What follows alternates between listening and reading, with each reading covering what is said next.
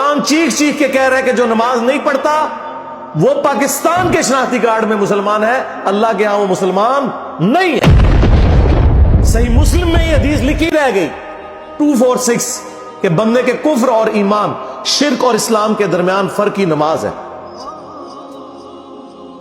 یہ حدیث مسلم میں ہی لکھی رہ گئی کہ ابن مسعود رضی اللہ تعالیٰ عنہ کہتے ہیں کہ جماعت کے ساتھ نماز پڑھنا یہ سنت خدا ہے، یہ تمہارے نبی کی وہ سنت ہے جو اللہ نے انہیں عطا کی، اگر اسے چھوڑ دو گے تو برباد ہو جاؤ گے۔ رسول اللہ کے زمانے میں اگر کوئی بیمار بھی ہوتا اور 2 بندوں کے سہارے مسجد میں آ کے نماز پڑھ سکتا تو اس کی کوشش ہوتی کہ میں مسجد میں جماعت سے نماز پڑھوں، کہیں مجھے منافق نہ شمار کر لیا جائے۔ جماعت چھوڑنے پر رسول اللہ کے زمانے میں سمجھا جاتا تھا صلی اللہ علیہ وآلہ وسلم کہ بندہ منافق ہے۔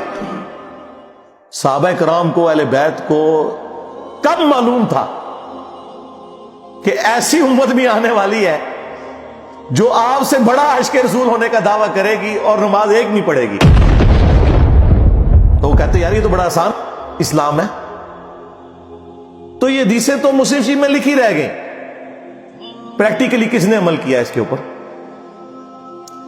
یہ حدیث ترمذی میں لکھی رہ گئی کہ ہمارا اور منافقین کا عہد نماز کی بنیاد پہ ہے، جس نے نماز چھوڑی اس نے کفر کیا۔ یہ صحابہ کرام علیہ رضوان کا فتویٰ ترمذی میں ہی رہ گیا۔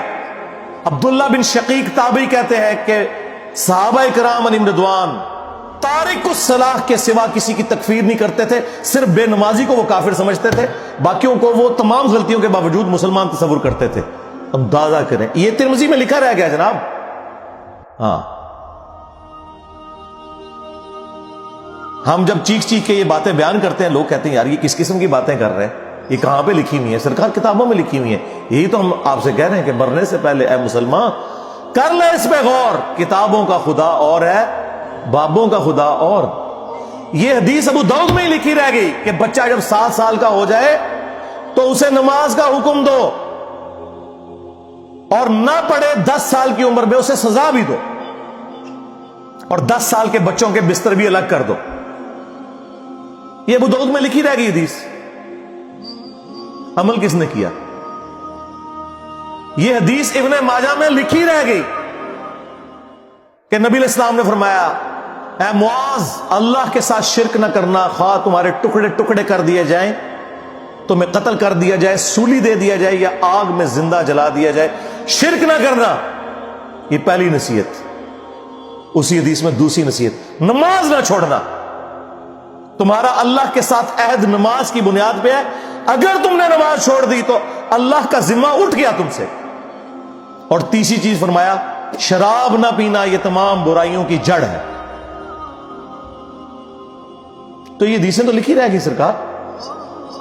یہ حدیث مسند احمد میں ہی لکھی رہ گئی کہ نبی علیہ السلام نے فرمایا کہ نماز قیامت کے دن نمازی کے لیے دلیل، نجات اور نور ہوگی، اور جو نماز نہیں پڑھتا قیامت کے دن نہ اس کے لیے کوئی دلیل ہوگی اللہ کے حضور بچنے کی، نہ نجات اور نہ کوئی روشنی، نور جو پولیس رات سے گزرنے کے لیے قرآن میں آیا نا، وہ نور۔ اور پھر نبی السلام نے فرمایا کہ بے نمازی کا حشر اسی حدیث میں آتا ہے، فرعون، قارون اور حامان اور امیہ ابن خلف کے ساتھ ہوگا۔ ہاں جی، کچھ بھی ہے تیرے محبوب کی امت سے ہے۔ محبوب تو پہلے ہی بتا گئے ہیں کہ بے نمازی تیرا حشر تو فرعون کے ساتھ ہونا ہے، تیرا حشر قارون کے ساتھ ہونا ہے، امیہ ابن خلف کے ساتھ ہونا ہے۔ اور یہ تو میں آپ کو صرف ایک بات کر رہا ہوں۔ اب اگر میں قرآن کی توحید بیان کرنا شروع کروں تو قرآن کے پہلے صفحے کا ٹیسٹ دنیا کے کروڑوں مسلمان پاس نہیں کر سکتے۔ ایاک نعبد و ایاک نستعین، یہ قرآن میں لکھا رہے گا۔ ماشاءاللہ فجر کی نماز میں یہ پڑھ کے نکلتا ہے، اور مسجد کے ساتھ جو دربار ہے ریگولرلی حاضری دے کے اس بابے سے بھی مانگ کے گھر آتا ہے۔ تو کیا نماز تو پڑھی؟ تو مسلمان ہے، تیری ہر نماز کی ہر رکعت میں تو یہ نہ پڑھے تیری نماز ہی نہیں ہوتی۔ ایاک نعبد و ایاک نستعین، اے اللہ عبادت بھی تیری کریں گے، دعا بھی تجھی سے مانگیں گے، مدد بھی تجھی سے مانگیں گے۔ یہاں مدد مانا دعا کیا، لیکن یہاں مولویوں نے پھر پٹی پڑھا دی، ان کا نہیں جی نہیں جی، امی سے روٹی نہ مانگے. اندازہ کریں قرآن کا مذاق اڑا رہے ہیں، حالانکہ انہیں پتہ ہے کہ قرآن میں یہ آیت موجود ہے وَتَعَاوَنُوا عَلَى الْبِرِّ وَالتَّقْوَى وَلَا تَعَاوَنُوا عَلَى الْإِثْمِ وَالْعُدْوَانِ. نیکی اور پرہیزگاری کے کاموں میں ایک دوسرے کی مدد کرو اور برائی میں الگ رہو. قرآن نے بتایا ہے کہ اللہ نے دنیا کو اسباب کے ساتھ جوڑا ہوا ہے. یہاں ایاک نستعین میں دعا کے اعتبار سے بتایا جا رہا تھا کہ غیر اللہ سے نہیں کرنی، ظاہری اسباب کا تو قرآن میں حکم ہے. لیکن دیکھ لیں، اور پھر جس شان سے اللہ تعالیٰ نے سورۃ النمل میں ذکر کیا، حیران کن بات آپ کو بتاؤں، اہل تشیع کے ہاں صبح و شام کی دعاؤں میں، سنت اذکار میں سورۃ النمل کی آیت نمبر 62 پڑھی جاتی ہے. ترجمہ نہیں کبھی کسی نے پڑھا، اور ہمارے جن اسٹوڈنٹس نے پڑھا جو شیعہ مکتب سے تعلق رکھتے تھے، کیونکہ میں نے اس آیت کو اتنی دفعہ کوٹ کیا، انہوں نے کہا ہم تو یہ صبح شام پڑھتے ہیں، ترجمہ پڑھا تو انہوں نے کہا یار یہ آیت پڑھ کے بھی سب سے زیادہ شرک ہم کر رہے تھے، کیونکہ اس آیت کے اندر کیا لکھا ہے؟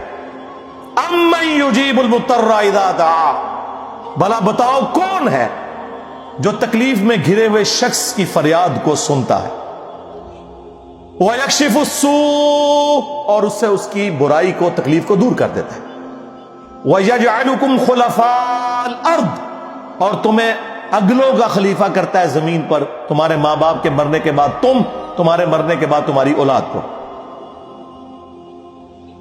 اِلَٰهٌ مَّعَ اللَّهِ، کیا اللہ کے ساتھ کوئی اور معبود بھی ہے؟ قَلِيلًا مَّا تَذَكَّرُونَ، لیکن بہت کم ہی تم نصیحت حاصل کرتے ہو. بالکل صدق اللہ العظیم، بہت کم لوگوں نے نصیحت حاصل کی. اس آیت میں کلیئر کٹ لکھا ہے کہ جو اللہ کے سوا کسی اور سے دعا کرتا ہے گویا وہ اسے خدا بنائے ہوئے ہے.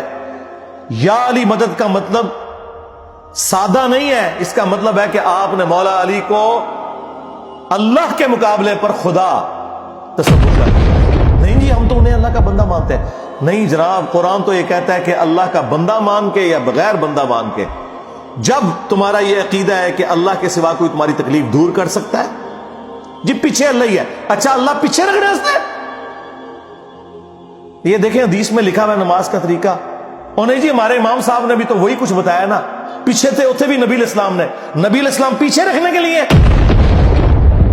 میرے نبی صاحب ہے ہی کوئی نہیں، تیرے بابے تھے شاہ ہی کوئی نہیں.